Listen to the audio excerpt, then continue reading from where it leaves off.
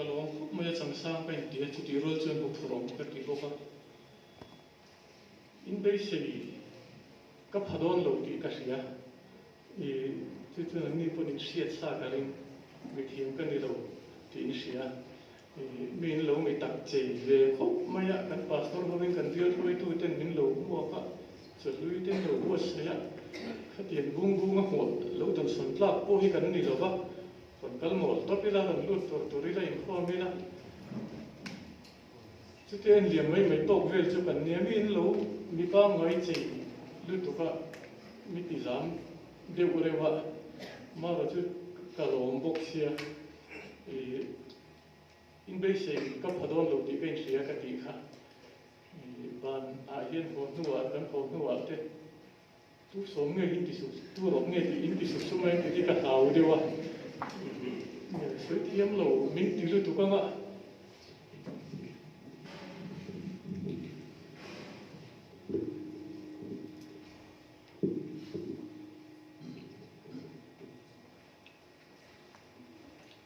ka thian te po hi ani na ta ka chun min veng tu ra lo ka dam ni za ka min ton zu hian ni lo min veng tu ra lo ka dam ni soi thiam lo min ti lu tu ka nga ngai nom lo min ti lu tu ka cụt ha gắng tiếng cái hậu đi mà mình mới thấy được mà anh đi sau khi ở bà nào có ra sặc ăn trăm ăn thịt cái hậu khóc mấy mà rồi chứ hay cái hồ đấy đó nè lâu đấy là rồi sẽ bạn đi con lâu phim khổ là chân chứ chẳng phải hiện xuống cái này nua là này mình sẽ lệ mấy đó nè cái chiếc máy này rất là tí bốc á thu hoa cái này lâu phật lâu á giá nên liên lung liền nó tiếp tục cái chân để ăn mi khuol enin min en mai the adi boke ma ra chu kai tin mi khuol lo zanin hian he biak in hi ama sa zok khan yang chu ma ra chu he mi biak in hi ka pa in baptisma a chan na huna ne ka pu upa ni to na huna ni boka mà hết chung là chung riêng sang bia kín, là đi đâu cả rồi bia kín, là đi, chăm phai hắn soi đi chung lung đi lên, tất nhiên là cần sẽ về phá lâu na, các bạn tiêu nào lung đi lên tu, anh hắn soi cần sẽ ta vàng hiền, chú vậy mà anh chân chính soi à mình lâu ngay lâu là, cái soi về chắc tất anh ấy anh hiền, cái pu hi, bây giờ mình school là ai rồi là, giờ tiêu tu đi chi na, anh ấy à chung Indo bui bát ni na top la ma khan zirna zosak missionary te na ko shadina la en kollai missionary en kollai ani kha mizoram kholian dewa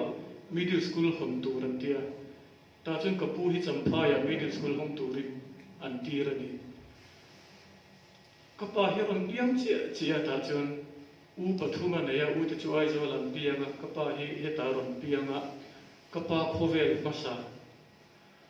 ani tak chuwa baptist san na hun ki chun kapu kha mission ve ga ko shalu pa ata nan thanga ma se an nim nge mai na ron pe ma heta chun heta ko shalu pa an lo thang le a an nim nge ta chu tianga ka kan chung ko ne nei kum kai na thu tak nei chu in ni te kan ni kan ti don nge ni ai zo ran ho le nuwa po ti kumwe ka se tamai lo Mizoram Olympic a khan constituency wise khana in elani kan biala mission veng thang kan nia mission veng atanga in dang kapa te unaw kha antel ve sap sapa kan bial ai o a khan kapa u te hin sa thum ta dewa chunglai ma ni omna ma ni veng ma ni bial ai o in le ma ni pian na hun ai o in tel theya kapa u te in sa thum khan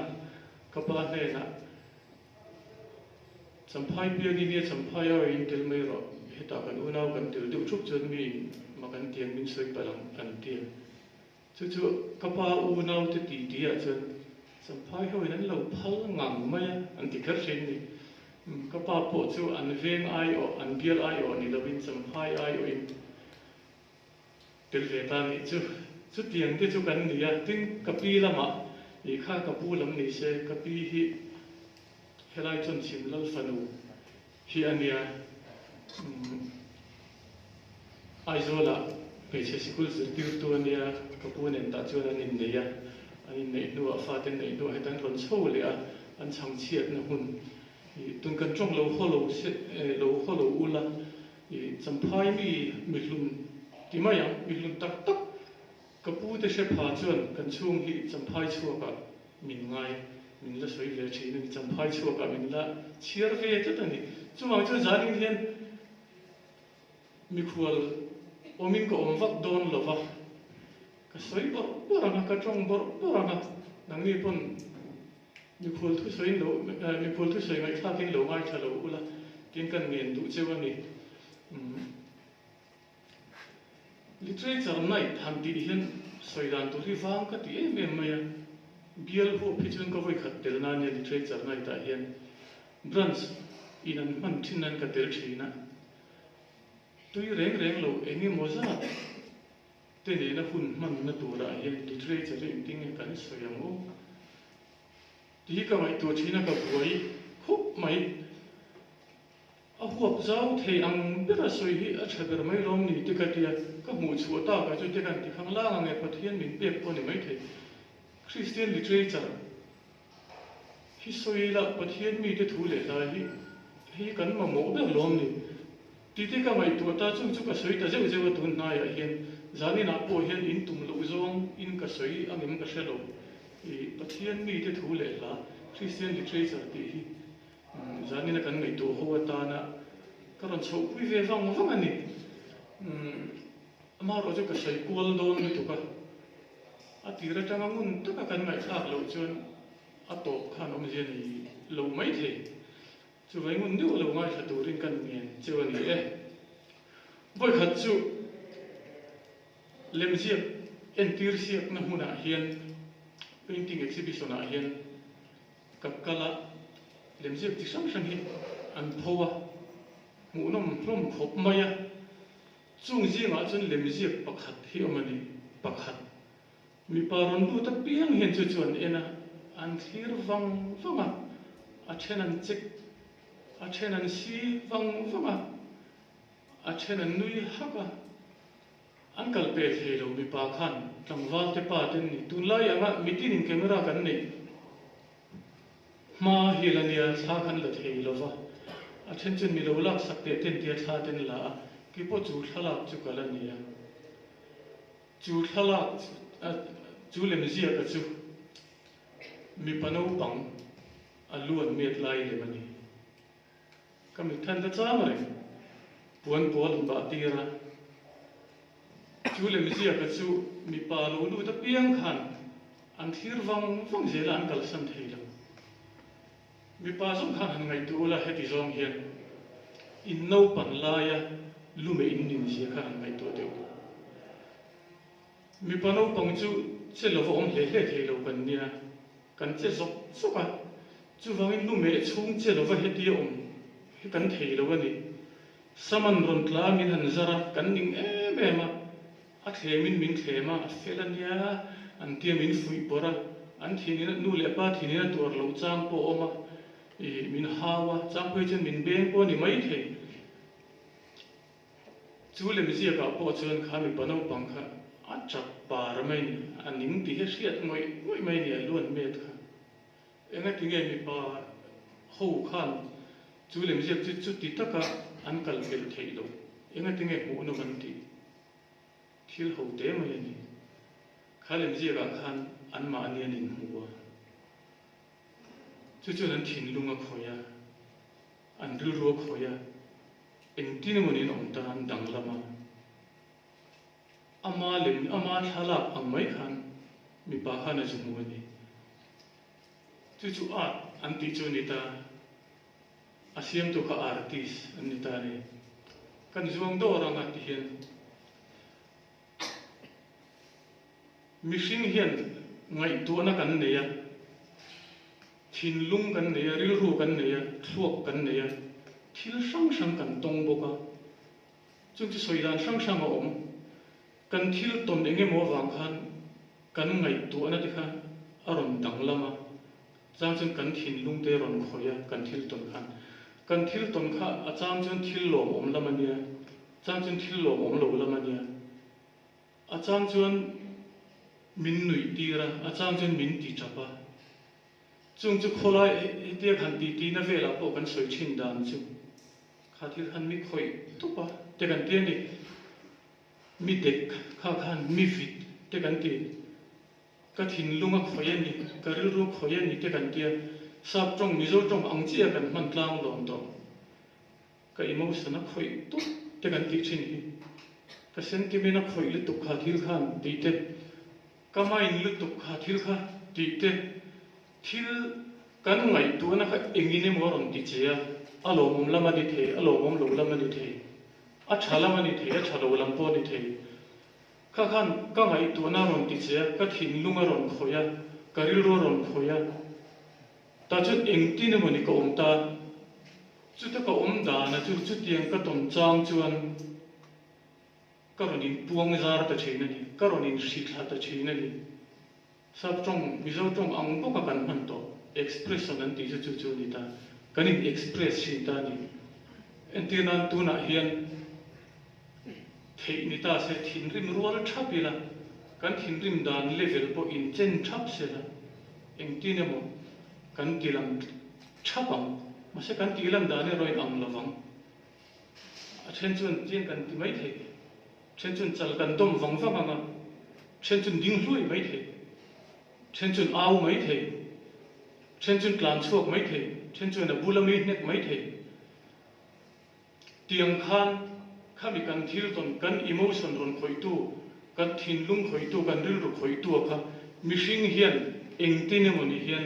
kan lo ti lam thina kan lo in shi thla thina kan lo puang zar thina kan lo express thina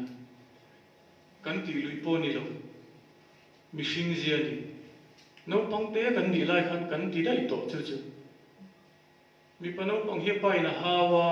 hau zawa pa kal sona abula bol lo om kha pet leng lo pa no pang khan expression ani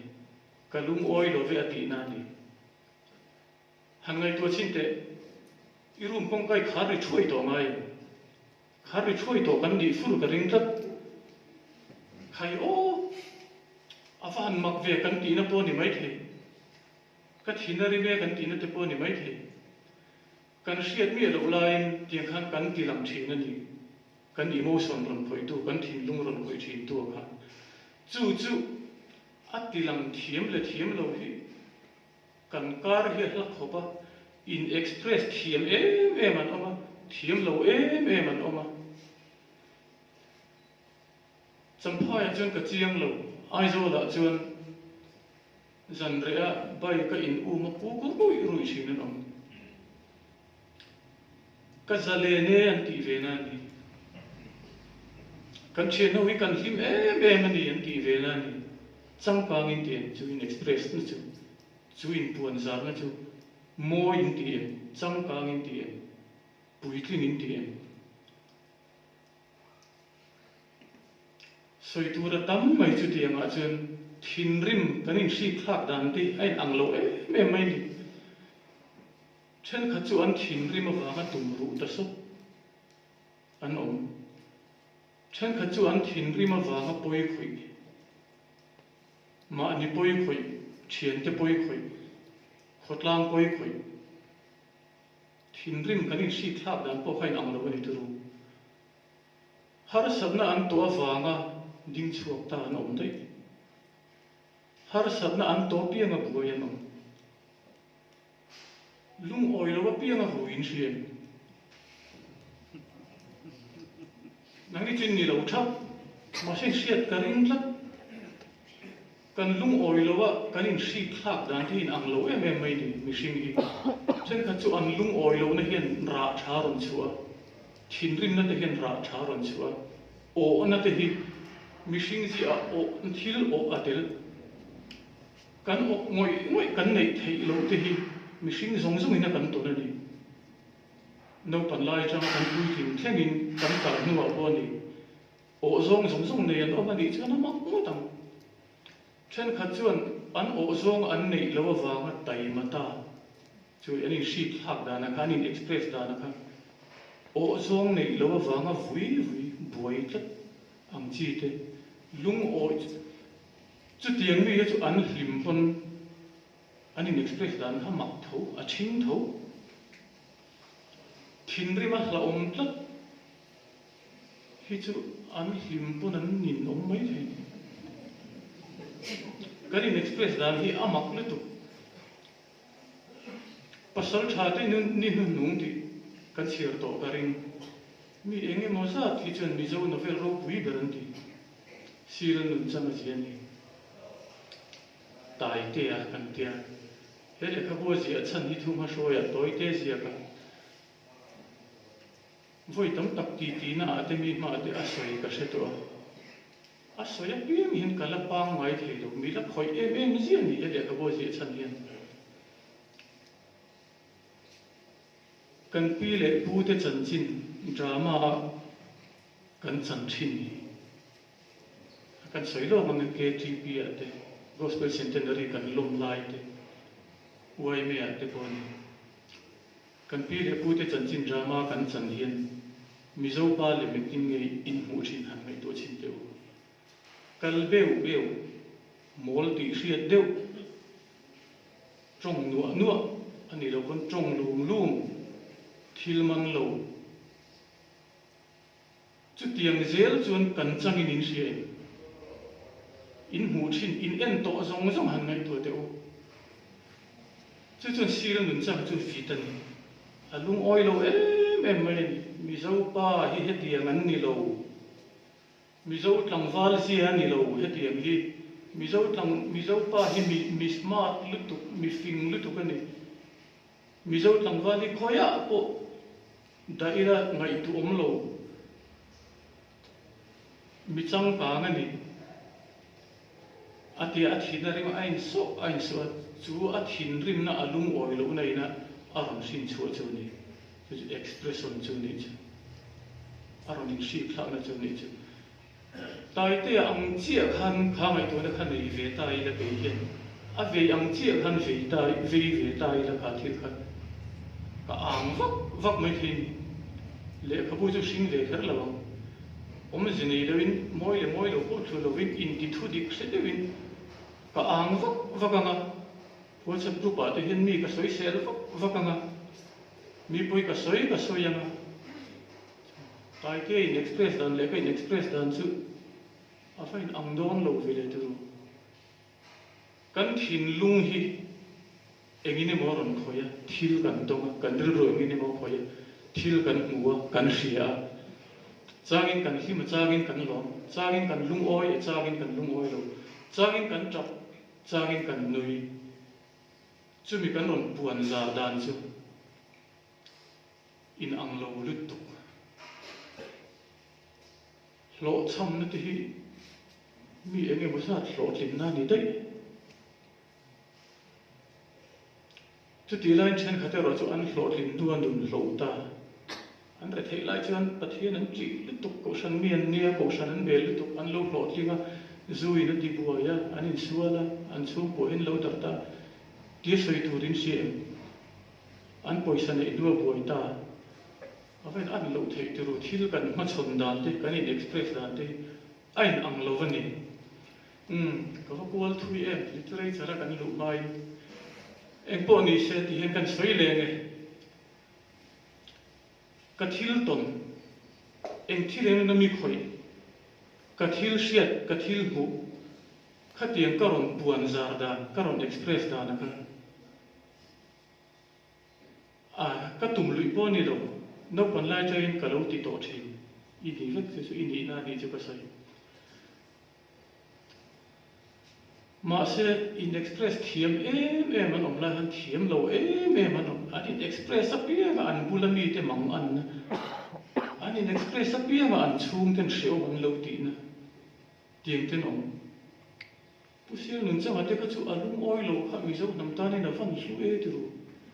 lo lung oi le wang ti lo ta kan pen lo ka nga sa pho khuan an tha tu te chan chin hi drama chang ve thin se an writer veng tin khotina an chuan vor ten ziap vek sela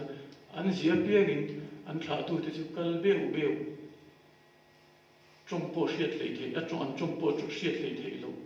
trong nữa thil man lâu em giấy lâu đeo tiền ông cụ bộ thế đeo u tiền chuan diệp vek se tiền chuan chang vek bốc se la tiền chuan en theo bốc se la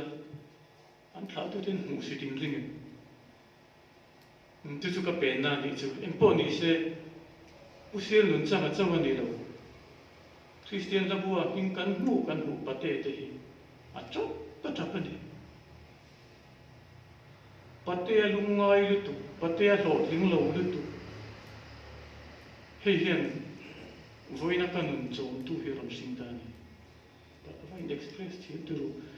chu thiam ho chun ni ve le thum ta ni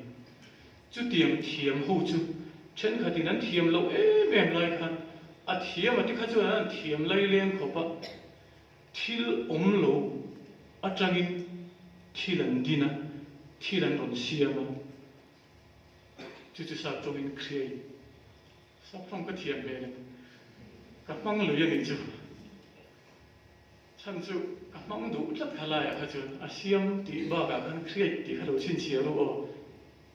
even mong fu e min ti nge thil enge mon ron siama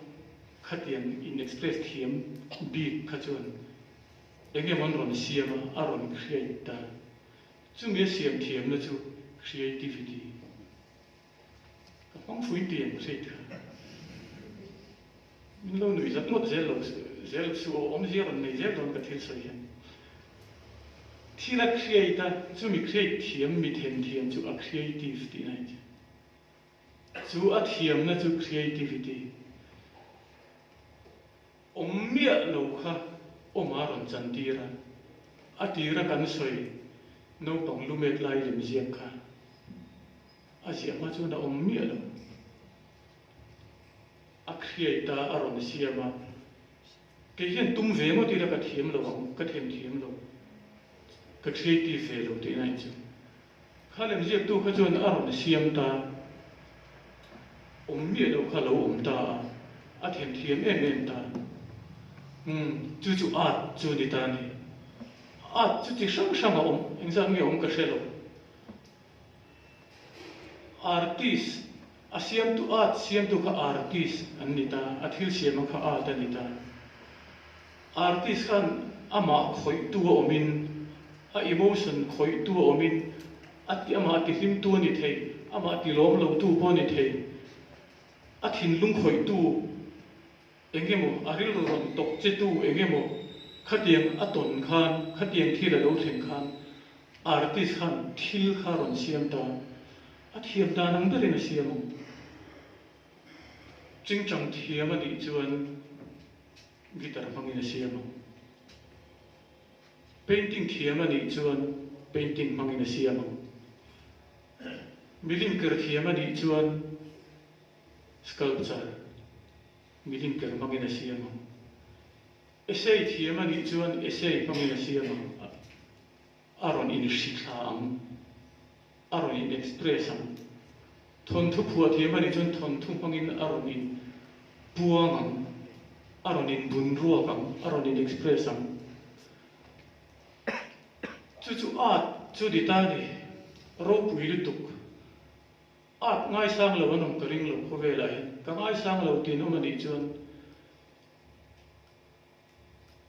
angai sang ti le in shelo ti na niam inga izong ne na in buai khan ikla du mai mi lo i du pha mai de mi zong kalom me soi ngam tu rual po kan ni ve to ngai zong lam pang hi aro pui le tu ka artist le an thil sian chu a the min artist angai san tak tak to chun chumi ma chun ati ra kan sei kha indui ro lo om se ra no pang lumet lai dem zia kan mu khan ma ane nin pu chu ti na ini na lo pho lam tu lo me chu ti ang in chuan chu mi lo in express sak tu che artist i ngai san tak tak chuan i a chil the hial mai the artist kha mi pa lo ni se angai sam tu me che lo di se me che kan angai zo mi mo in ti the a thiro pui tu ta chuan chi sang sang om kan ti kha a pulpita ni ro ka kan sui kuala zel tiang santana gi tar perri angai nom ba ka mu nom ti ru YouTube pa in sin ru za ni na mi anin express tak chuan kalang che palang ti in ngai tu ngai lo re santana gi tar perla hi ro ma te mu nom hi ka ti tok thei a thwa loi changi na am loi lan chia da lao lo re a thin lunga melody om chu ching chang hongin ron express ani ti a chiang le tu ama in chu tiang chu ni e tiang ai lo re aron in express ti kha chiang le tu bidu so rooftop concert a anzaya khan a munom ka tilak don't let me down khan drummer Ringo Starr kha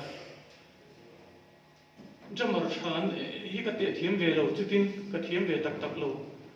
tunge thiam lo Ringo hi thiam lo en po ka shet lo ma se munom ka ti le tu Ringo khuang vo kha en sin ma te u ai express chiang le tu tiang a ngoi yang lan chiat bo a hlau lo re putlang ro khu man mi zo no pang ni le ngi nan chung te nan fe sana lo nei tu chung ko mi te tan chu na van nom do a van ngai nom do nen chu o pa ber ko la te le tu na nau te lo o ma klaya no pang nu le pa te lo in ma te na an nu le pa te fe wan ma le te zi hi lo nei tu chung ko mi ni lo pon in shiat thiam ka ring putla ro khu man chu mi an ngai tu an ve tak mai chu mi chu na thin lung an khoi tak mai chu ami tu ya tla zoi so ya aron in express ta ese isani lo ani chu painter ania painting ho in express ta ni a zia lai te chu na mi tu ya tla zoi kha mi ti una kha khong ai le tu ka kanu ka pa lo ho thoi tla ma ro pu su re ti kha a sak ti ra kanu te lo ho na chan fang ma min lo ho na nga ve mi man lo ho na nga kan ro an chien te zong chu an nu le pa ten ho vek to ni an bula tu ma nom lo chu le mi zia ka chun mi chu aron putla ro kuma expression kha chu di ha kan va mu ve le ta min lo khoi ve le ta ni chung a ti sang a jang kan soi seng lo mi lim ker te hero pui le tu exactly on po kan shelo ata hian photography te po he ata lo ni le mek to le ko home design te po ata lo ni le mek to eng hinge ro pui berang le ka shelo ro pui ber po asoi thi lo mai san zong le ro pui ti zo ngai nang lo ma se khang a chi sang ji ma kan literature hi a huam sa ro berin ka ring mi po zo tu la ni en ti US a po zo ka lu la thil dang te hi chu a tui mi te tui tu ra mai deu ani deu literature hi chu mi zong tui tu ra mai bei se a tui lo te po tui ti ran tum thin chu wa gan kan pein thin na ni a huam zau le tu literature hi ti chuan a tira kan soi lok kha mi pano pang lu met lai patling pui nan ena engate hu na man ti amai huwa engate nge mi literature an chiara an ril ro khoya mai no man ti amai su in huwa a ta hian mishing nun thola na nia painting te music khan te kan soi seng lawang zaina chun literature nai te nia literature bi kha kan soi zel tong a hian mishing nun thola na nia literature a hian mishing nun thola na nia mi chu ta chun azu in hu to chun ani ina azu hu to chun chu wang chu long chiar lo de ro imi ta fi lo wang imi ta ti chi ang ti ten ngai chu wang chu lo min chiar ve sen ti ngoi ngoi na chan arti sin ve kher lo mai the a engama kha I thiam ve lo mai the ke ma ang ni chuan poi ti reng reng su a poi lo je chu mo nang ma ta nan siam ania ani tu ni tho tho arti sin a thin lung khoi tu aron puan zar aron express khan itana te ni yo ya alo mo ma sin pathian thil rel dan hi aro pu sin I oi lo chuan mo arel kam lalan misual ni in sia ani mu chuaka trap zoi I zoi misual ka ni lal pa min ngai dam ro thu pha ka ron choi ke bula ni arel kam lala in express na ni lai zora hun sang kan sa kan lam pui kan min tu ye tikla he hai isak lai hian arel kam lala hi misual ani lal pa ngai dam ro itiril rungai ani letlar dot lea khan thu pha ron choi ani chu lal pa I ke bula lungai dam sham sham ro itingai ti la chui satui mi lo iti lova nang mai la lu ta are kamla misual ka ni lal pa min ngai dam ro ti kha ita lo ni ta misual ka ni lal pa min ngai dam ro itia atlak na tak tak he chun imit tu ye tla a tlak na lo chun ni nui fur fur thu ka an la no nang ti te lau viu ko ka arti sina a aron siam khan itania katani to a copyright ti lam kan soi lo ania visual kan ilal pa min ngai dam ro arel kam lalana ti khan ai express subject ina ni ta chen chu wang chuan ilo thiam ve lo ani kon a isiam chuak ve lo ani kon thu le tha isiam chuak ve lo ani kon poi ti su writer ten an siam chu subject an sia subject chu wang chu lo min ma fan ngai sa nem en an soi thiam lo te kha moi te win ron soi saka puma fa chuan e ni taken tia ani lo kon an ril ro thil om te kha moi le tukin writer khan aron in express saka chu ti ngai express sak tu chu lo milan at chi thin chu chu kong dang soi chuan atira kan soi lemzia ka patling pui pui an ma nen zuin mu kan tiang che kan literature a hen mi ka an zuin mu thi ta ni acham chuan isoi chu thiam lo an lo soi sakang che acham chuan ingai dan an puan sakang che acham chuan ing lo mai tu angai reng reng lo kon an puan sakang che acham chuan ingai dan ani ti shiat lo te pon yang acham chuan engma ni lo an express sakang che acham chuan I thian pa chan chin ten lo ziak da yang acham chuan in kom thang te chung po chan chin te pon ni dai mai the acham chuan tu te chan chin ma po ani lo mai the chi sang sang ani de an ma ni khoi tu kha thil sang sang ani an in express dan chu ai ang vek thei lo tru kha nga khan kan chu in hu ta sup sup ani a thiam ve lo ke ni a thiam ve lo te khan kan siara kan ni na che che ni o ai chu afatik tak em kan ni na che ni te kan tia misul kan ni dal pa min ngai dam ro kan ni na che ni kan ti mi nan ti rang ro man tu an min tu yatla thon thuan siara eseyan siara tia ma chu o ai chu ka tu le tu kan ni na che ni an tia ani na che han lo je sa kan ni chu writer he chu ka ngai dan che ni hi ten tia a ngai dan che kha an lo je sa kan ni chu a zu in huwa ani lo kon an chung te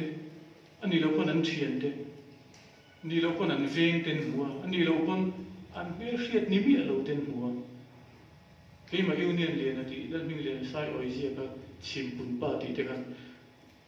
khan vel chiar to jong jong hi khal kho me na chang phu thi la khon chim pun pa a khan tu mon mi thla lang vekin ka ring ta ni alam chuin ang lo tu we moni mel deu chu alo soi sakani chu in character pu we moni khan aril ro om alom deu kalom deu ka soi chuat hiam si lo engni je pu mani kha pusa yoen milo zia sakani chu tiang chu tong la chu idang lam pho chu tiang chau la ni lo a chen chuan hriat na ti zau le ni engma izu in hu kher lo mai the rai ta thu zia ka kan i chung te poi hu kher lo mai the i chen te poi hu kher lo mai the nang ma poi hu kher lo mai the ama pon engma khatin kharon ki ro bok mai the ma se hriat na ti zau chi te lo om le ta ne nang aya chak zo nang aya chuan rang zo sakei hi na tluk thei ngai lo na chan ji chu sakei aya thiu hriat ti nga zo ba ngai sakei ma sa ma changa mi hringa tluk thei ngai lo na chan chu thiu hriat ne ma mi hringa tluk thei lo sakei hi sai poi ole poi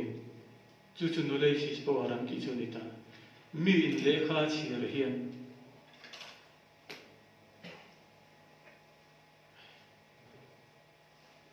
pen hi ka ro kho ba se ka ro chan hi kina in fel liu sang ka soi mai the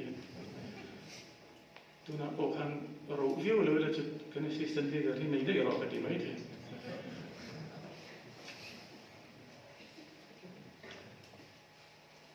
min le kha chiara thi la lo hriat bel khan chak na lo ni ta ama kan soi ka chu expression ini inai hu mishing nu ni hu na kha tu na chen chak na lo nei ta ni mol deu house deu anom na hun di hun hi ma ni ngai lo ni o mol deu che thei deu an tam na hun hi hun lo ma ni ngai lo chu chu kong dang a soi chuan le kha chiar ngai lo house deu ani the ani ani chu khovela hen tam mai khovel mi house a o soi tu ran om cheu a tha tho ka va soi sel lo khatiang kha ma se ngai thak dan tok lo thiam ula za di a po lo ngai lo mai ro poi hela hi chu I le kha chiar ngai lo che thei deu ten ar pa chan an chan na ni hun si se la ni ngai lo noi lo chen sa phu zo ula chu lom le kha chiar kho ve lin chiar tu ra de na chan literature a hian mishing nu na oma a ta hian mishing nu na om chu lem ziak mong khan entir na kan soi to lumet lai lem kha ma se san ni art nai ta ni lo literature nai ta ni literature a kan lut ta bi ga literature a hian mishing nu na om chu thiam min an ron pho lama I tel ve a in chung poi in tela in tha tu te pon tel chuan lo om tu te pon telang chang chen tu man tel lo thung chang chen shin na ti zau chi te ni mi in chumi a chiar ngai lo chuan nun da na thiam lo te thei ni chu wang lo kho ve ri lekha hi chiar tu ra ti na chan mishing thil mu chuwa chuan lekha chiar hi la ro pui berang a lekha bu hi la ro pui berang a zia hi la ro pui berang a mi thiam te nan ti thin na chan te chu lo kha thu zia ka kha lekha bu a khan mishing nun kan zu an zu huwa chiar ten ta chen nun da nan thiam ta nun kong ti kan lo zo pha ta chu tiang ti ve ngai lo an tam na huna chu har sat na lo ang ta expression ani ta per chu a kan soi ju turu a ka boy ta le mai ki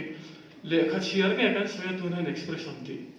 nge literature ti po ka man ta chi lo ka the thiam ta lo ti hian in soi te ang thiam min mian in express thiam a ke chun ka thiam ve vak lo ani the thiam lo ma ila ka in express thin tho mishing ka nia no sen ka ni lai train ka in express to ka ri la tran na ka cha mai kha ka mu ta chho bun ka cha chin kha ka mishing ka ni chung zong in ke kan pui kan lian tel ma se kan in express sel chu thiam ngai tu in express thiam lo te in express na wangin khulaya ku khu rui te rui te lung oil ovanga lung oil awanin express a rui ta te rual o na anin express a ei ruta te in express thiam lo an ni chu mihring nu ni express oni na lo khat te ka ti hial thin in bun ru a kha ni chu kan so in shi thla ka kha ka thiam ve lo ani thei thiam angai a chan chu ka in express thin don tho sia ka thiam dan chu artist ten min in express sa ta chu ni zong ang u literature ta chun kan lut bik ta writer ten min in express sa ta chuan ka thin rim laia ka om dan te ka om dan tur te ka pass result ka hriat huna ka om dan tur te ka om dan te a om vek writer in an lo soi vek to chung chu i thia rol chu ni hre kher lo ang hriat chu lali suan min en tireng var takin ti in sak thin lai khan no pan lai an zir khan om ji hre lo i lo pui chin hu nei hria le khai chia rol khan om ji hre ni chuan a lo mong motang a lo mong kha chu thil thani i hre kher lo ang ma se i chia chuan engti ka mo om ji la hre ve ma ki pon bible ro pui ji hi ka ti thi zakopan ni ma se la ka pa pathe chu ka ne na om reng si a ti a om si ka lo a om si ka she lo ani ti ka lo she mai lo ka sia mo ka lo in ti char char he bible changi sang hi som pasari november ni khada changin he chang om si hi ka lo she lo ani ti ka she chia om si ka she thiam ve ta chia chang ro pui lu tu mit tui ti tla thei kho ba lo ni ti sang hi som pasari november ni khada chang ka she ni sang ni som pasari november ni khada chun kan rin lo de win ka pan min kal sana chu mi nuwa chuan ni ma se la ka pa pathe chu ka ne na om reng sia ti chang lo ril sia lo ro pui sia mit tui ti tla thei khop cha ba lo ni ti ka she thiam da ni ma na khan lo chiar lo ta ila ka la she chuang don lo ti na ni mai the mihring nun kong dik kan zo thei na mihring nun om sia kan hriat thei na kan hriat na lo zau thei na lekha chiar tu ta chun writer in ka om dan zong zong ka ma mo sang sang zong zong han ti chun thu ru tu pokan ni thei mai thei kan ma mo sang sang an lo ziak veka min lo in express sak vek min lo in shi thak sak vek pasal tha te ni nu nung ti chiara du em mit tui ti ta tu te ka karim dan chuan survey nei daila mizo tlangwala mol lo heti yang hin mizo pa hi ati tlei tlui lo ti ngar thin tu ti nga ina hre si lo ten ni karin putai te na in shi thak sakani chu chu nuam le tu rai tarina min in shi thak sak kan vaton chu nuam le tu lekha chiar lo tu ra in shi zo ka ngai chu ti mi na tom to chuan i mi te ina tuarang in sum de ro karen eng tok lo pe chu ti su ti te mai anom na ka chu thu shana ni mihring nun holan na hun literature hi i hak lawang u i pi ang u ta chun min lo in express saka chu i zu che nang u chu i zu chang kai pu yang u i zu chang kai pu yang u chu mi ta na kan ti thei chu i chia rang u te ni a siak thim kan omani chu na lom om i siak ang u ma se khovel mi tam zo ki chun kan siak thim don lo khovel mi tam zo kin boxing an thim lo ang hi ni ve mai thim lo ko ni la poi lo min in express sak tho chu chen khat na literature kan kuala ni chu khang zong in ri ro chin che chung khan chen ni na he không ai te kin mi lo ngai sa ro mi hring hian emotion an nei a thin lung an nei ril ro nei chu eng ni mo ron khoi thin a lo mom lam ani thei a lo mom lam ai chu kan lo mom lo lam ani thei kan lom lo kan nui kan trap kan him mi hring in ron khang mi thiam bik ten mi creative ten aro in express a min in express sakani อันตอนนี้สิขากันตานี่กันตาดังเริงสิขานี่ที่ข้าเช่นขันหน้ากันสิรตาตรูอาเช่นนี้น่าจวนขัดยังเทียมหูค่ะอาร์ติสไรตาร์เตค่ะอามาคุยตัวออกมาอารมณ์สิขลักขันอาทิลรอนเสียมชัวขันอารมณ์สิขลักนักขันปะเทียนละมาคุยจิตตานี่จุดคริสเตียนลิเทอเรเจอร์อันที่จวนนี่ไม่ลงนี่อินปงเองมีเทียมสวยนี่เราเกี่ยมาไงด่านก็เสียเวลานั่นนี่ใบปะเทียนเล็กเขาดูเราเชียริละสมุเอล่ะปะนี้นะบุ้งสมนี่ปะนี้สร้างสมประเทศกันเชียร์ไหมมีเราตุจักตักละปะจวนมินชันหิมะ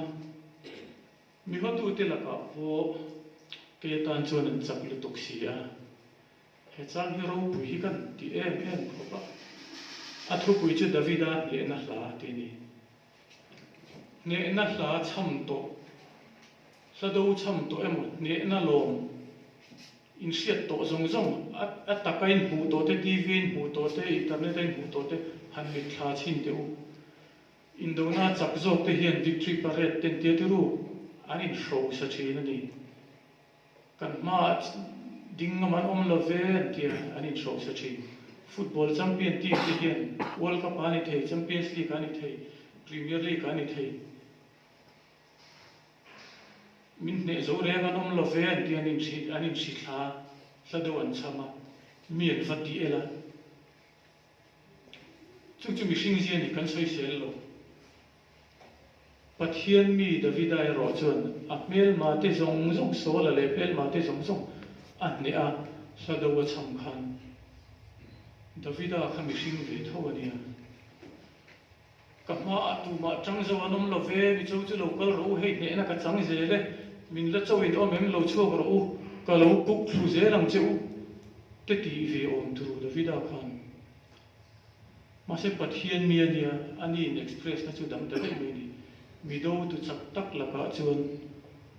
ปัทเทียนนี่จูอักเครดิตขับปัทเทียนเป็นแต่ได้ไม่ดีก็ตอนจวนนั้นจับลุตุกเสียที่เมลมาเอาไปอินไงโลกทักเตลุก็ลุงว่าที่เรียนที่เฮบายบุญจางเห็นปัทเทียนมีแต่อินชีขับนะปัทเทียนมีแต่อินเอ็กซ์เพรสนะจู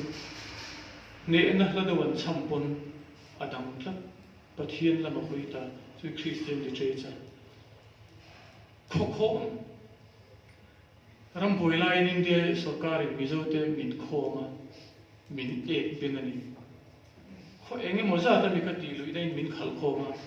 อันบุอันทายอันกัลสันเรียกว่าอันละหาลจีกันเขาตะเขาปะกาตะโตตัวมินันฟดา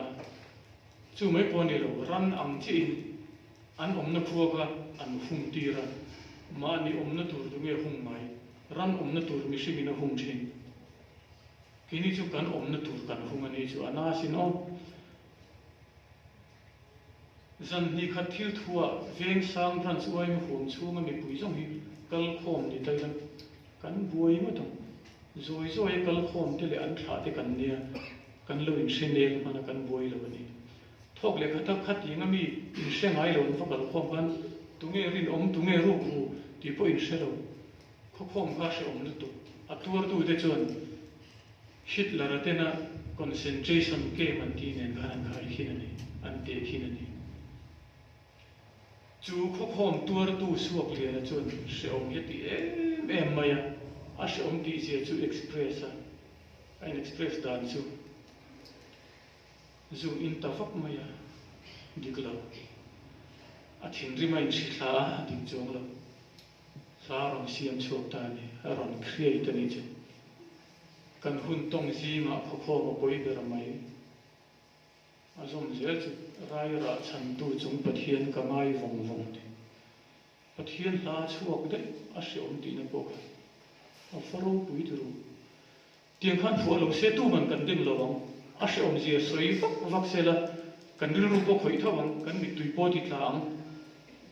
อาเสียปะเทียนมีแต่อินเอ็กซ์เพรสในจุดนั้นขัดดังทัดเจละจู่ปะเทียนมีแต่ถูเละละก็ตีเวชินจูนิตานี่คริสเตียนที่ใจจัดกันตีจูนี่ เช่นขัดหน้ากันสวยค่ะอาทิมิชิงเนลุตุอาทิตุยรัลเทอาเซียมช่วงตัวอาร์ติสต์อันอาจิตเทกันติค่ะกุมสังบิทาร์กันลูกฮันบีบีซีกุมสังบิขัดชูงก็เวลามีอินฟลูเอนเซียร์เดบิดังติดังลำนัสตูเดอปวนคันอาร์ติสต์เดอุเวกันอีกันคันเซ็กซ์เปียร์เดเซ็กซ์เปียร์เซนเทนส์ขัดตาวานะไม่ดันดังลำในตาอินจักเงี้ยออกก็เวลาเห็นจอนกิสปอยจีตลาร์นี่วางมิดตุยตละตัวอินจักเงี้ยออกจิกปุยป้าทนทัววางจานมุดเฮโร่ลูกคำปวดหมดอินจักเงี้ยออกผู้เรียนที่เขาผู้ฟังในตัวเขาผู้เสียงทางอัตโกนอมเหตุจำพายอาร์ติสขันมิชิกาติดังลำเทยลุตุกะจู่ๆประเทศนี้นะเสียนี่มาก็ติดอาเซียนจู่เสียงประเทศจนจู่เสียอาเซียนตู้พวกประเทศนั่นนี่อาเซียนนี่มาก็ติดนะฉันจู่เฮียนี่มาสร้างจังอินประเทศนี่อาจเป็นประคัดลิเจย์จันคริสเตียนลิเจย์จันจู่มันรู้อะไรมองตัวประเทศนี้ทุกทุ่งทะเลเกี่ยวเดียวเสียบรอดเดียงอะไรตุกประเทศนั้นแห่งทุกที่เสียบรอดใครมูเสเนนาเดียอิสายโพเสียบรอดเดียเจเรมีโพเสียบรอดเดียเจเรมีที่เพจุอันหุ่นลายในสังคมที่ขันอันนำนั่นอินเสียมจัดนั่นเลี้ยขันเชียร์เฮียเลยนี่เอเซคีเอลที่ที่เขาจะประเทศขันมีบุไลที่เราเจียบตัวเรื่องที่นี่อามักตัวประเทศนี้นะไม่คุยมองกันดีทุเจียบที่คริสเตียนหรือเจสันฮับกุกเตค่ะกลางจุงตัวมีนั่นเชียร์ที่ตัวรินเจียบเราดีประเทศขันกันเชียร์เราบางทีเราสิประเทศนี้ใครลิทเรเจอร์อารมณ์มันมีถิ่นลุงติดังลำเทตัวเนี่ยมีมิตรติดเทตัวมีตินุยเทตัวจู่ว่ากินก็ลงบอลนั่นพอเห็นอาจังกายอาทิตย์พอนี่ไม่เห็นกันเชฟฮัลโหลมาเชฟประเทศนี้ทุกลุงลุยหุ่นลายจังเตียงจนคริสเตียนลิเจย์จะเลยลงบอลนั่นลงฟังตัวที่จนหัวอินเช่นอินเขาเป็นคริสเตียนเต็มจู่คริสเตียนลิเจย์จะประเทศมีแต่ถูเลยราจู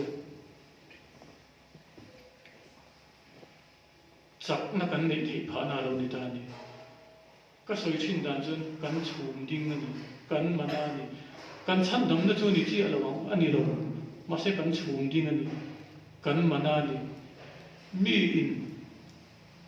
ริงตุนุนะมาโซนนะลัลปาโพลนะถ้าเราเทียบริงโพลนะอาเซีย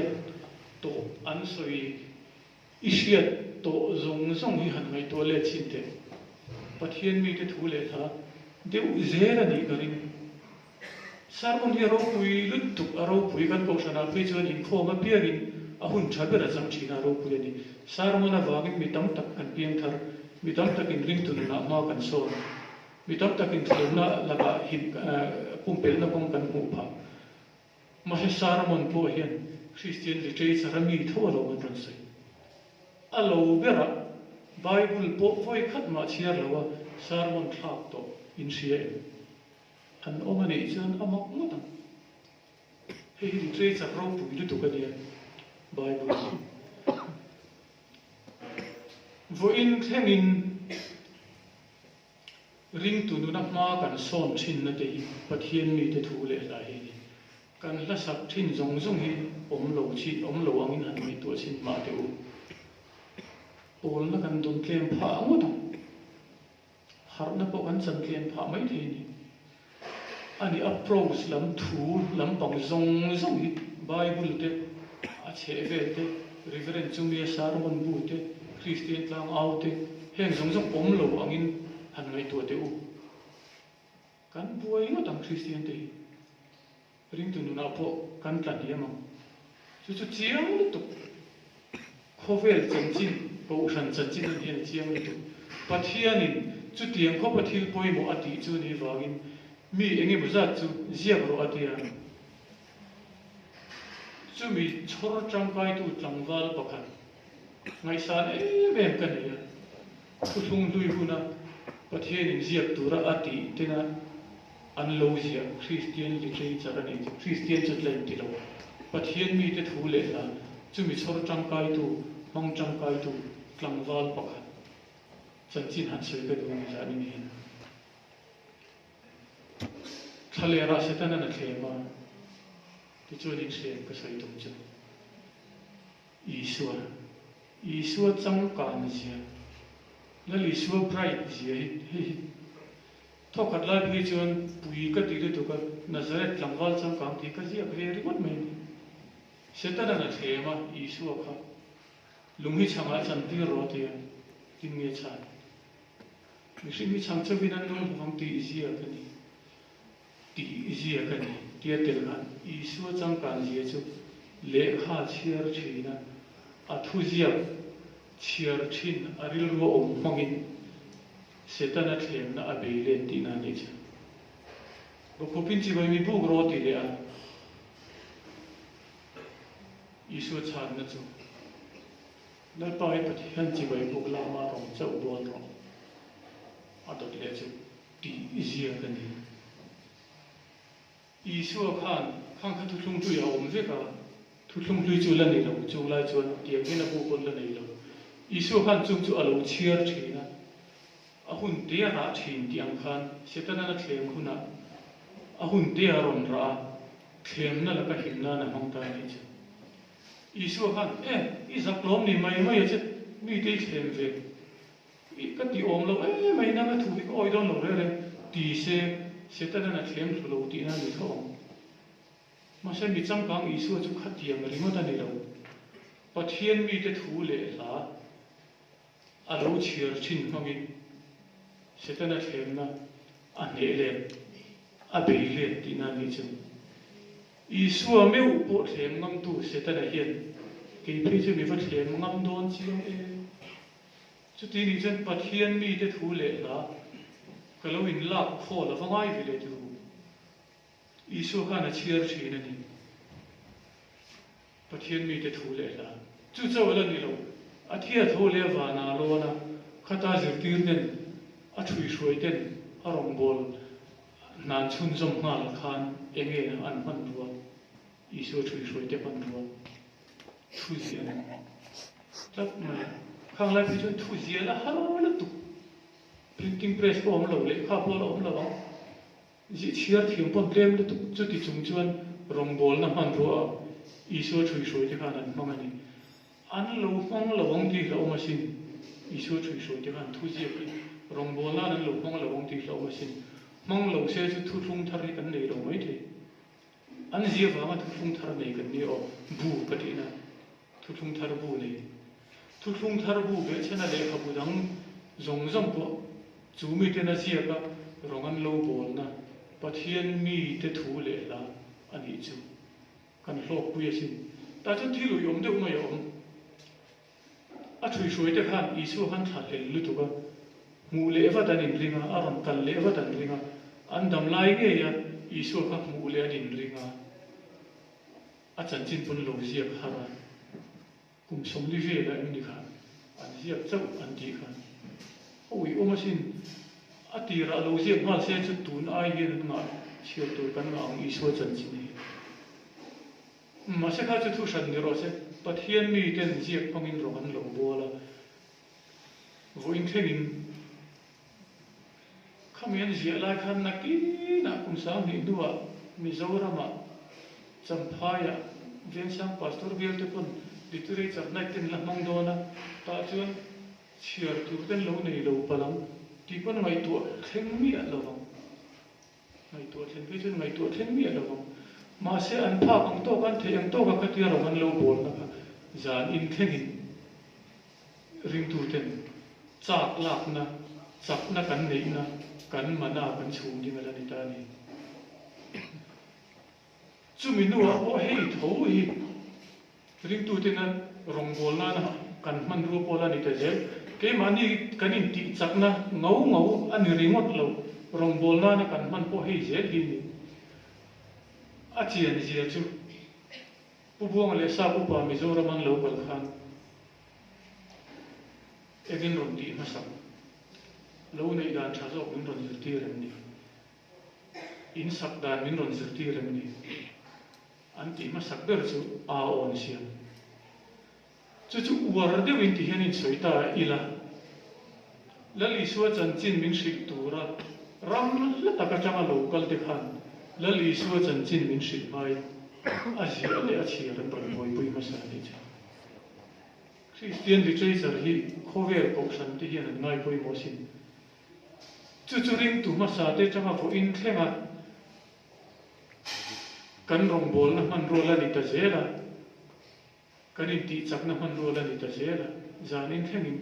pathian mi te thu le la kha kan chak na chu lo ni ta ni ti chuan zanina hian zo na ka ron pai ka ai zo la ten ka ron pai fang mo vum huna min lo chang ula ka du da tak chen ke ma hian kal tim kal ko li la ron zot chewi la chu ka cha ka ti tin nang ma chau ko ni lo in nang ma thla chiang tu te po zot ti li ka ti thangi hi moi hi ma ma hi sa ma hi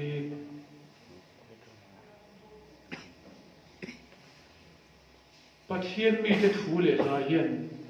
a khoi to ngai ti hi zo ka cha ka ni i chung te zo ka chak nang ma lo in zot ro ta chu ni chung ten in tin nge min cha na mo ma ma hi mo ma na di la khan mo a thing lo wa ala na ma ya ma se Christian tlang a wa khan pu chu mi sar man kha chiara alo dang lam ta chan chin cha ma thai bo chiara ta chun chok a phur ri tu chok in a lo om ta inu te nan ti che ngim le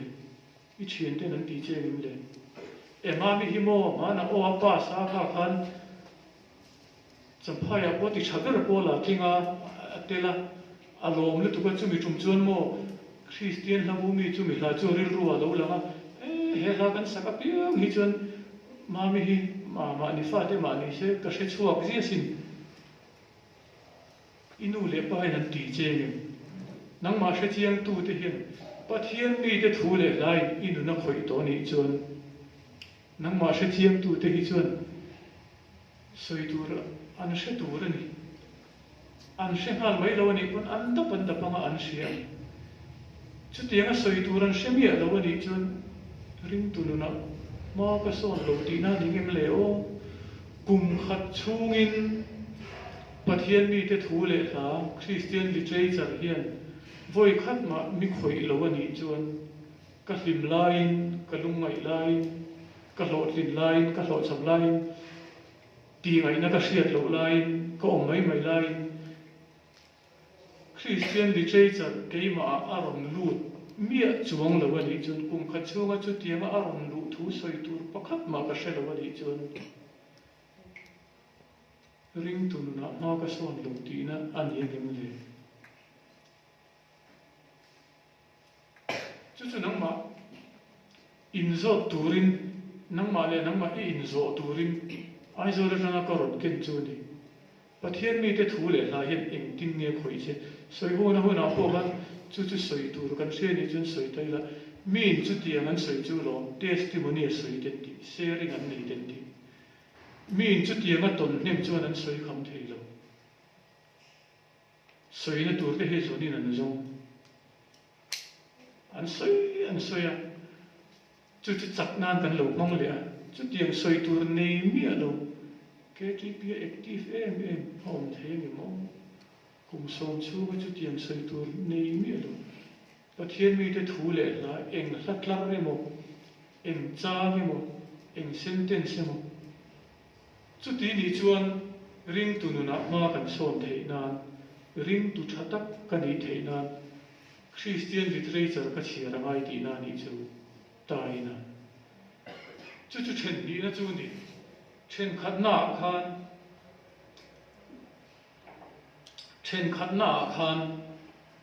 machine thatak kan ni thei nan lekha ka chira mai literature ka chira mai ti kan khel howa chen khat na ka chu Hindu tan po di kam Muslim tan po di kam ani chu Christian thatak kan ni ve po an tum lo hring sima a then ni na chuan ring tu thatak kan ni thei nan Christian literature pathian mi te thu le la ka chiar ngai a pa ni a chiar lo ni chuan ni tin nu na ma son lo mishing nu na ma son lo mishing thatak champhai veng sang bia li na mamoni o champhai he na mamoni mizoram he na mamoni mishing chalo tak tam na nam ngai tom zel tam na khotla ngai tom zel mishing thatak kan ni theinan lekha kan chiarangai ring tu thatak kan ni theinan lekha kan chiarangai Christian literature le khovel literature kan chiar ve ve ngai a panya kan chiar theilo ani pon pakhat jok jok tal ala siang ti chuan chung te chu karon soya in ngai tu na chuan pathian mi te thu le la hian en tiang takin mi khoi che ti khala in zot chu mi khoi che chui nu le pa te chen te ni u nau te nan sia tin i chen te po ngai tu te i chen pa in khom tai ma em a tha a lo mom i chen nu fel em ma se ring pathian mi te thu le lai na khoi i siat mi ado te pon om mai thi si an om lo tu ra nga yang ke ni bia da chuan tiru pathian thu i lo ngai thang o Timothy ne na tir ko pole le khat hon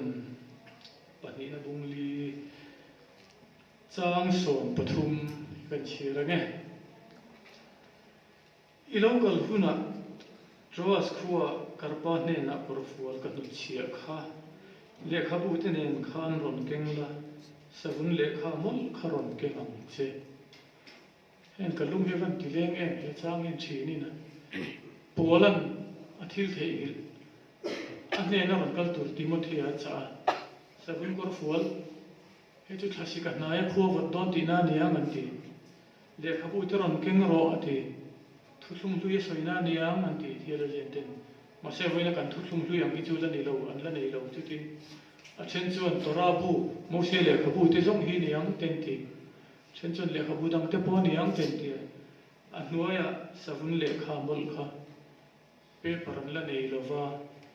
savun an hlai si na ta chuan thil an ziak thina tai mak thlak tu lu an lo ti lawang ti hlo ma sin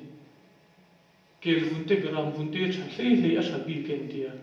khang khan hlai si na chu savun lekha chu ngron ken ro ti a hun nu nu nga pole hen Timothy ne na chu savun lekha chu tu man ka hriat sual lo chuan enge ti chu an la hre chi a lo ka chhial ve phak china chuan a chen chuan thuziap lekha bu tha thuziap aniang an tia a chen chuan a bleng aniang engmai je lo na diang pola na ma mo niang thil hi na ten tia khoi jok jok po ni ro se avan ro pui ke ni po hian lekha bu te le savun lekha te I cham u kan rom bol zel na tur tan te kan ni tin nu na tan te kan la saklai khan sabuen tur kha kan ei lo ba polan thila thei gi lang deu khan conference la bu kha ka chen te pon ne kan thei gi la cha tur kan nei ve to si lo kan soi tu ta ne ran pe se te ka ti ru lu tu ka chan chu le kha bu po na lo ba ka te lo din lo hoi mum ve mai ka sak deu se ma se min lo nui za chu chan cha tur ka nei ve lo wa ne ha ka chu pola chu Timothy ne na le kha bu te le savun lekha a cha ne chu mishing thatak kan ni theina ring tu thatak kan ni theina kan mamo ni ke ni pon I cha aviang u lal pan kan thu soi te mal som ro se